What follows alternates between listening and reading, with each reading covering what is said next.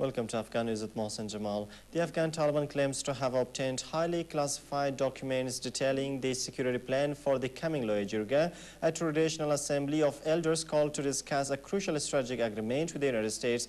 In an email sent out to journalists from a verified Taliban account, the group's spokesman said that with help of infiltrators, they have obtained the security plan, maps, and some other important documents for the so-called Loya Jirga. The claims were immediately denied by Siddiqui, spokesman for the Afghan Interim Minister, saying the Taliban were desperate for attention. Lieutenant Colonel Jamie Cummings, a spokesman for the Nedolite military coalition, said the coalition was aware of the Taliban's claim but could not confirm its accuracy. The consultative Loya Jirga, is scheduled to begin on November 16th, brings together representatives from Afghan provinces, ethnic groups, and civil society to discuss the future of the stalled peace talks with the Taliban, as well as a crucial agreement with the United States.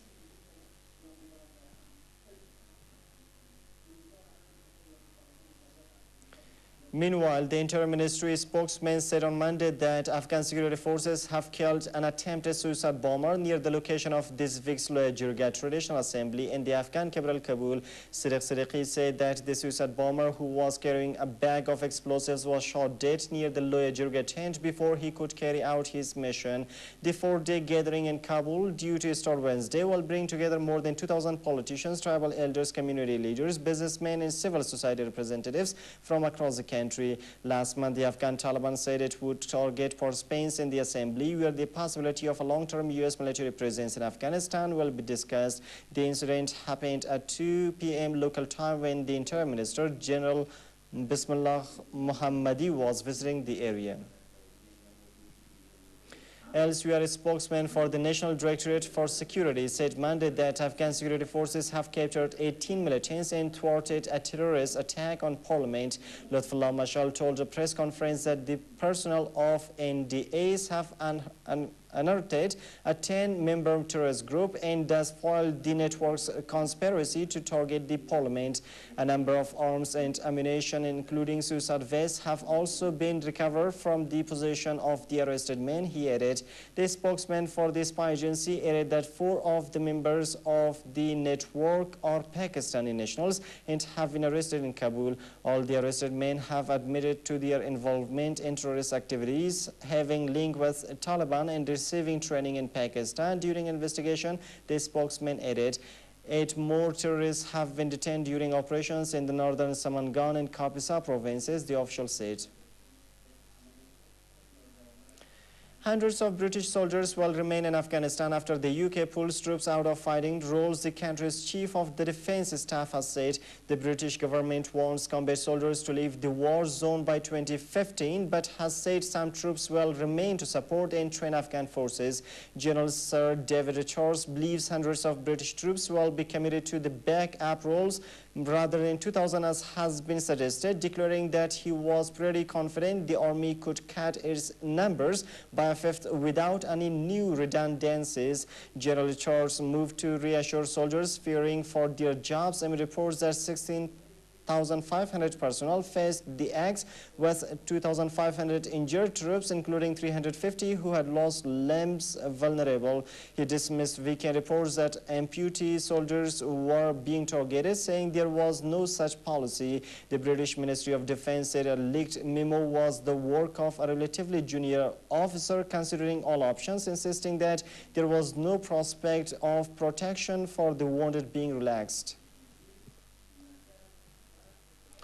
Zabihullah Mujahid, a Taliban spokesman, is believed to have been captured in the southeastern Paktika province, officials say. The government is confident that the man police arrested in Sarhauza district of Paktika province is Zabihullah Mujahid, one of a handful of top spokesmen for the insurgent group. Inter Ministry spokesman Siddiqui said.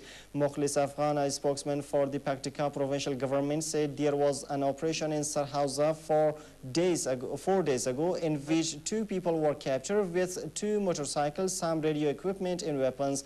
The name Zabihullah Mujahid, however, may be an alias used by several different people, but Zabihullah Mujahid says that he is not captured and the Afghan forces have arrested someone else.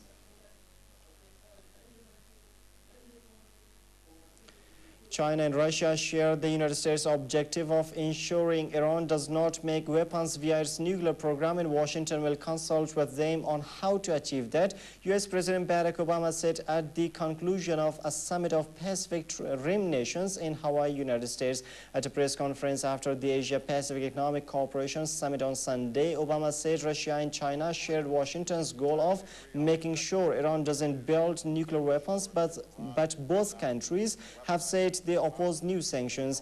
Defending his efforts to contain Iran's nuclear ambitions, he said economic sanctions against Tehran have had enormous bite, and he would consult with other nations on additional steps to ensure that Iran did not acquire an atomic weapon. The United States President added that his strong preference was to resolve the Iran issue diplomatically, but he was not taking any options off the table.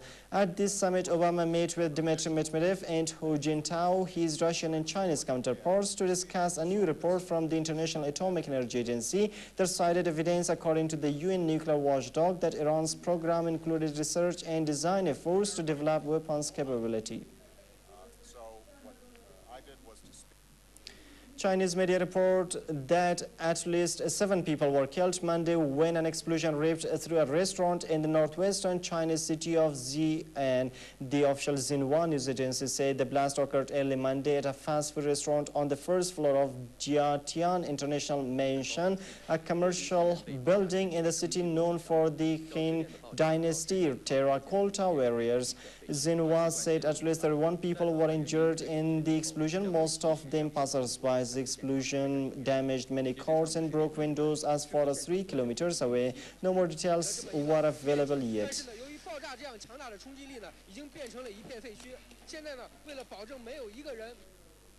Syria's Foreign Minister Walid al-Muallim has rejected the Arab League's threat to suspend the country over its crackdown on protests, saying the move would be illegal and a dangerous step. At a press conference in Damascus on Monday, al-Muallim also criticized the Cairo-based League's relations with the United States, calling the United States an unofficial member of the League. Al-Muallim added that he is confident Russia and China, who have rejected calls for tougher international action, will not change their stance on Syria in the UN Security Council. A day earlier, Syria called for an emergency summit of Arab League heads of state to discuss unrest in the country. The Arab League on Saturday gave Syria a 3-day deadline to end its crackdown or face sanctions.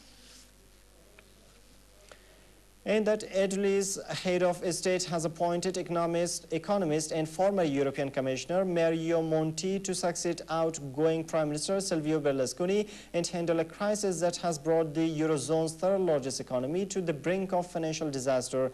Giorgio Napolitano, the Italian president, made the appointment on Sunday after talks with leaders of the 2 houses of parliament.